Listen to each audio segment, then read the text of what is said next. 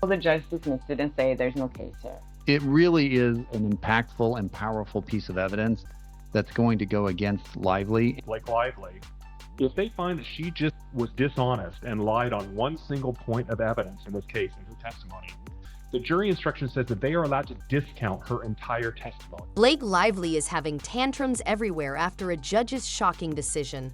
Honestly, she's the architect of her own downfall. So her testimony is super important in this case. And if you show the jury that she's lied, juries don't like liars. Now with the public eye turned against her, even the judge struggles to find a good side to her. Turns out it doesn't exist.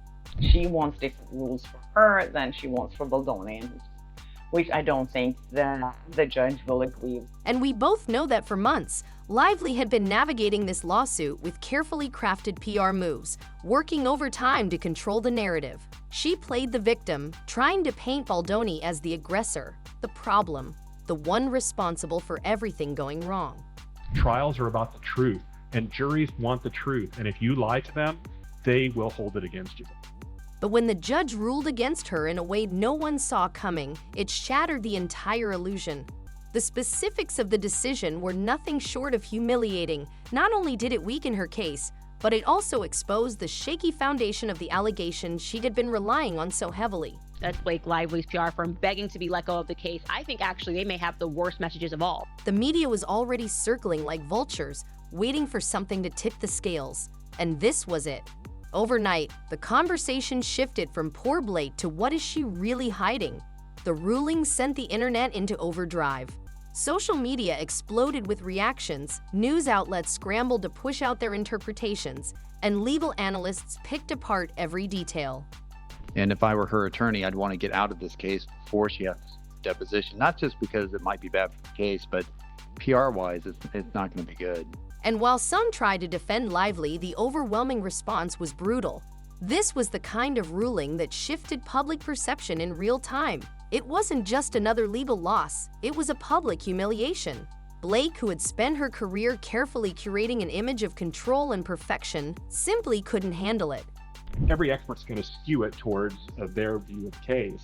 And then the penultimate question to the expert is, do you agree with me the jury is able to determine for themselves what this video is showing? The meltdown was immediate. Sources closely following her behavior since the lawsuit began described her response as frantic, desperate, a total unraveling of the calm and collected persona she had worked so hard to maintain. She wasn't just frustrated, she was livid. Because jurors are very bright, especially collectively. When they're all together, they all come from varied backgrounds. They're the smartest people in the room collectively, and they generally get the right result. So the experts here are going to be important. Ultimately, this video is damning, and I think you're right to say, or I was right to say, this is some of the most damning evidence in this.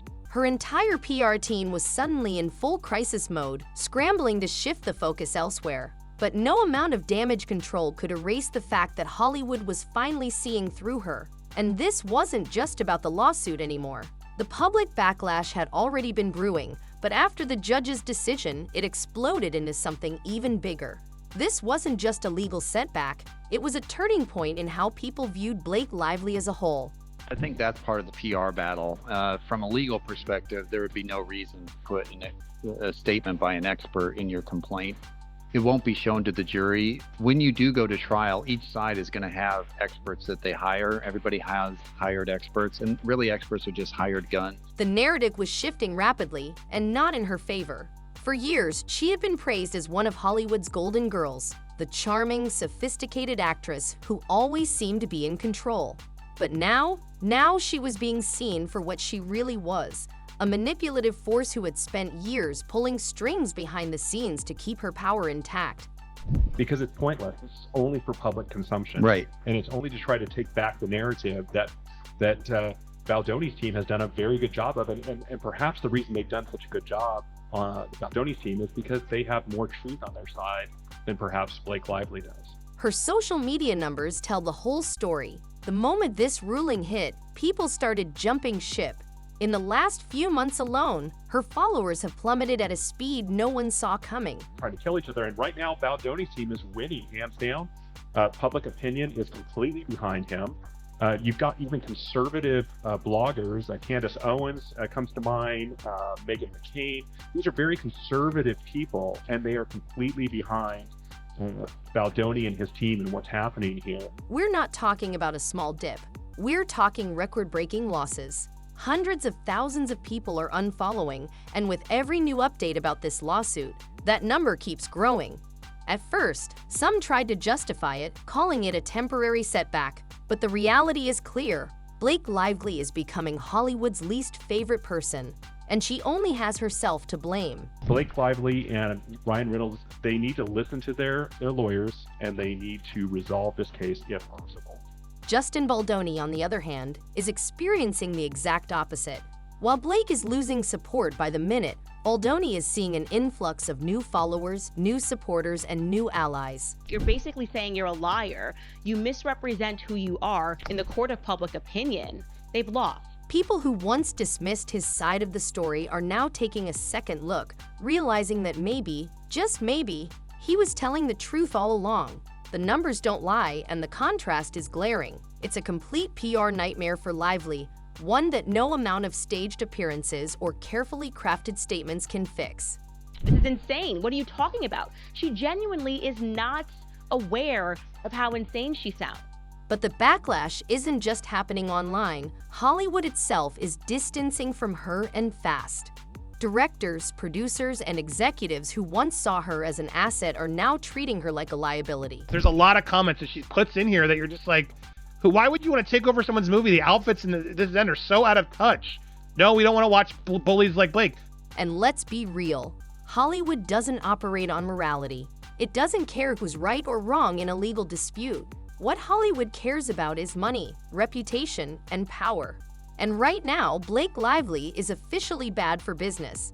That's insane and that's crazy. And this is a reason why I think in the future people are just not going to work with her, because it's starting to add up. People are realizing that this is a pathology. Industry insiders are saying that the hesitation to work with her is growing by the day. No one wants to bet on an actress whose public perception is plummeting. No one wants to be associated with someone making more headlines for scandals than for actual work. While Team Blake Lively may think they have the upper hand, sources say she has no idea what's coming regarding her battle with Justin Baldoni. And more importantly, no one wants to deal with the kind of control freak behavior that Blake has become infamous for. Because let's not forget, this isn't just about the lawsuit. This is about a pattern of behavior that has been quietly tolerated for years, but is now coming to light in the worst way possible. One likely to be remembered as the spark that ignited the next chapter of the Me Too movement. On the other side is a billionaire producer, a Novus filmmaker director, a small Baha'i employee, sorry if I'm saying that wrong. I think it's Baha'i employees who believe they are simply living up to the moral code of their faith. There have been whispers about her behind-the-scenes antics for a long time. The way she takes over projects, overrides directors, forces script changes, and ensures she's always the center of everything. The way she manipulates situations to keep the upper hand. The way she controls narratives, making sure everything goes exactly the way she wants. And until now, she'd had gotten away with it. But this legal battle has exposed her in a way no one can ignore. If the judge couldn't find anything there, I find it a little suspicious.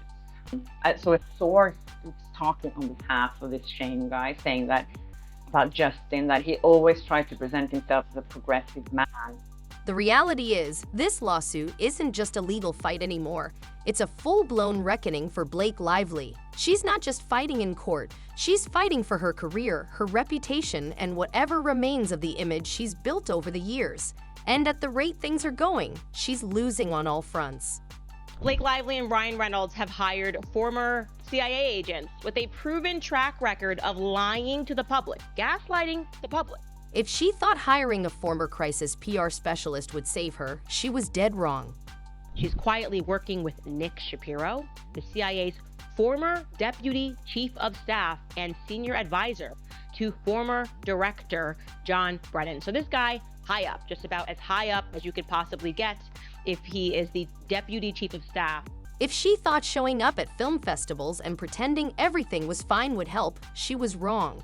And if she thought the industry would continue to protect her despite all this, she was dead wrong. This judge's ruling didn't just hurt her case, It put the final nail in the coffin of an already crumbling career. That the CIA, after JFK was shot in the 60s, put journalists in the mainstream media on their payroll. And they did this in order to control the narrative, right? Which is another way of saying to gaslight the public, to stop the public from asking certain questions. If you're a good journalist and you're at that red carpet, your duty is to ask people about Blake Lively being there and the whole situation.